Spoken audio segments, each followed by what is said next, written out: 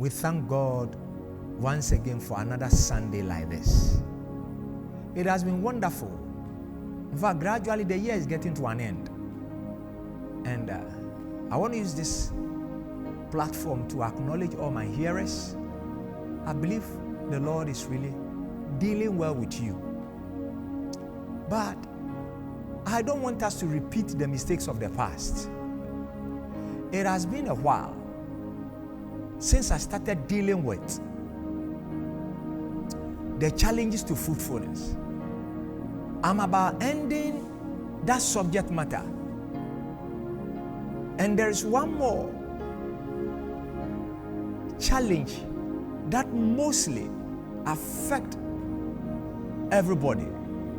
I believe God is getting us to the level He has prepared for us. Remember, the truth of the matter is that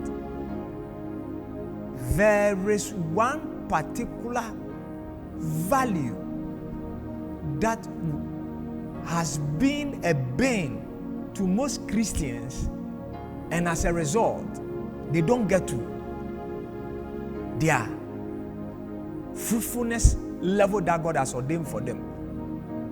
And that is integrity.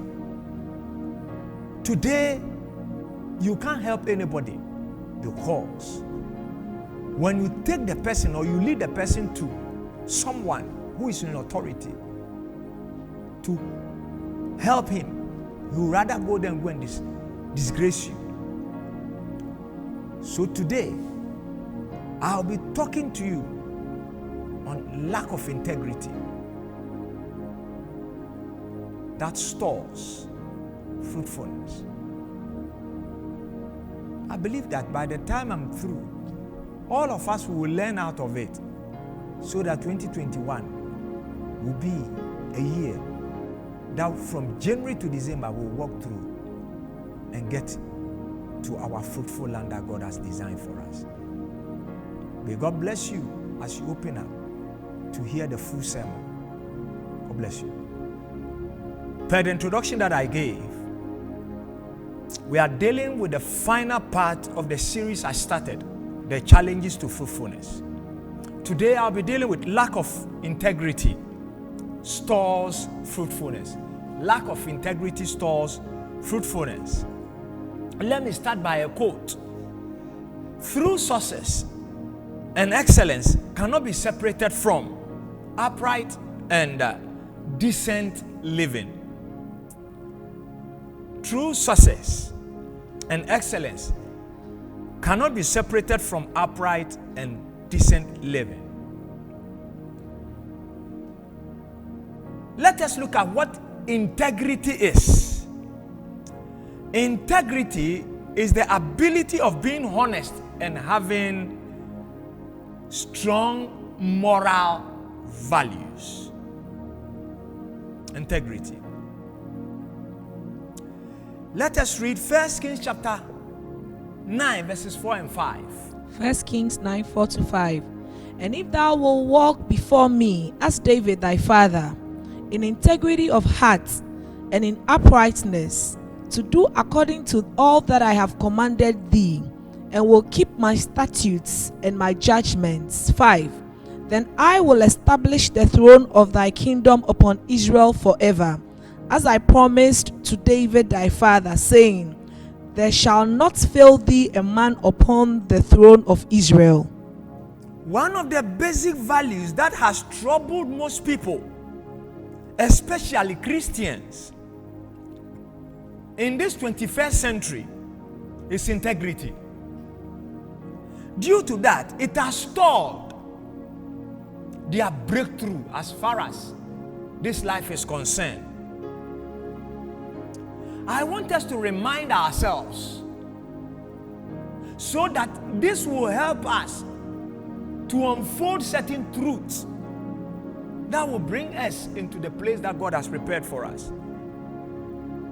Integrity is be demonstrated in the nation, business, church, and family.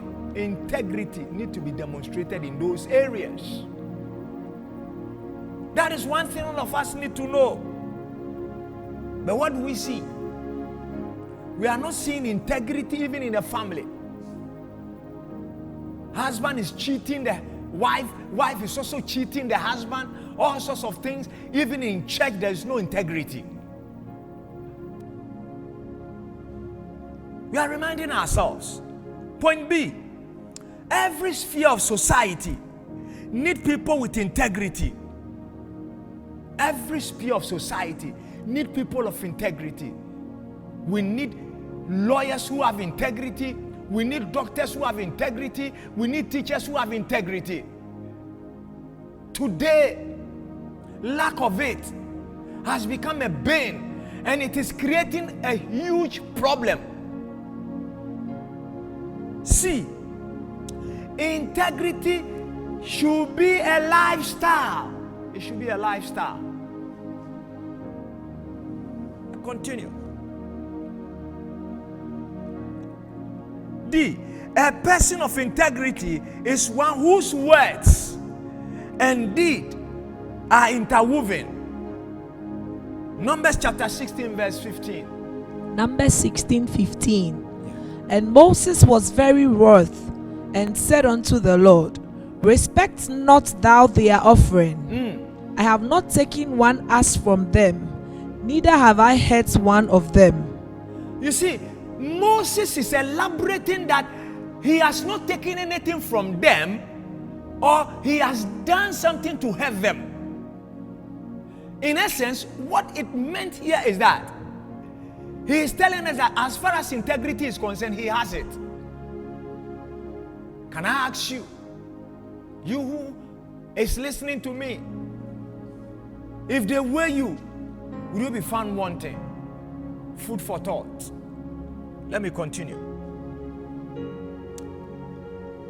It is determined by what the person participates in and fail not to demonstrate consistency of what the person claims.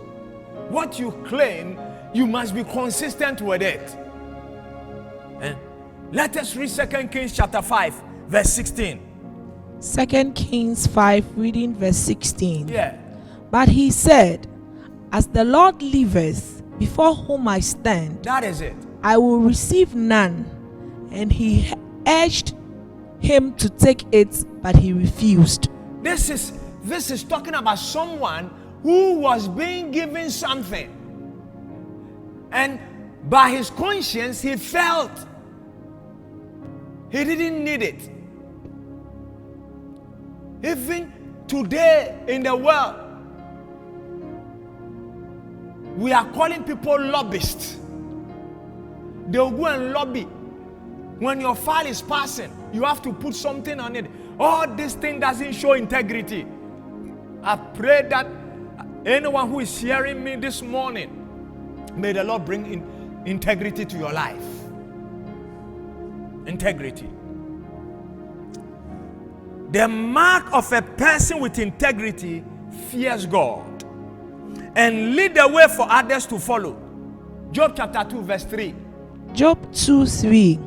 And the Lord said unto Satan, Hast thou considered my servant Job? You see, look at how God has so much trust in Job. Can I ask a question this morning? Can God trust you? Ask yourself, can God trust me? Let's continue.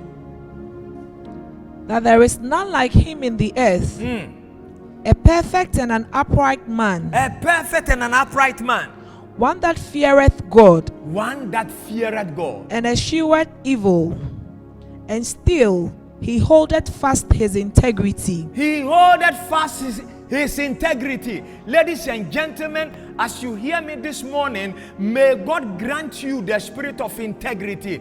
The reason why we have not gotten to where we are getting to is that mostly people look at us and our life speak different from what we normally open our mouth to say. It is lack of integrity. But the truth here that I want all of us to know, why we need to walk in integrity. We should know the reason why we have to walk in integrity. We should know. It is a demand from God. My father, my brother, my sister, my auntie, my co-equal. I'm telling you, integrity is a demand from God. 1 Kings chapter 9 verse 4.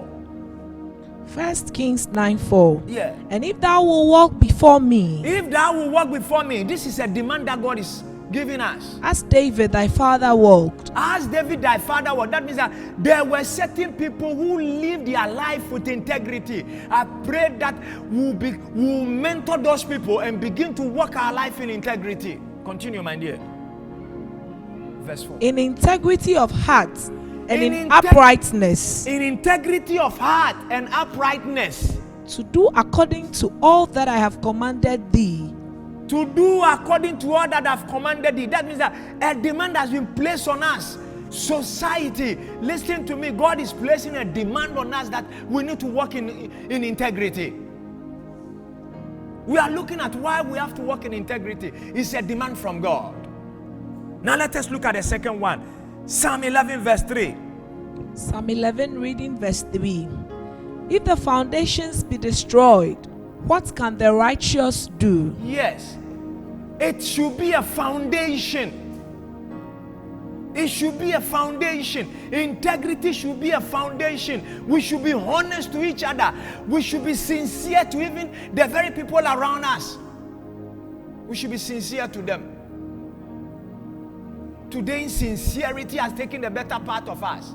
You are working with somebody, all of a sudden then you, some way, somehow, you begin to really do things to malign and destroy your integrity. Let us look at Proverbs chapter 20, verse 7. Proverbs 27. The just man walketh in his integrity. The just man walketh in his integrity. My dear, if really you are just, when you say a just man, that means that a righteous person who has accepted Christ. If really you have accepted Christ, then you need to walk in integrity. His children are blessed after him. Listen to that. If you walk in integrity, the blessing rather affects your children. I pray for you this morning that as you walk in integrity, may the blessings of the Lord affect your children, accordingly as God has spoken in his word. Let us look at Psalm 41 verse 12. Psalm 41 reading verse 12. And as for me, thou upholdest me in my integrity.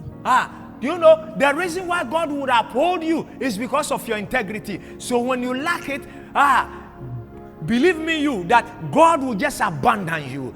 Today, it seems like we call on God and it seems like we have been abandoned.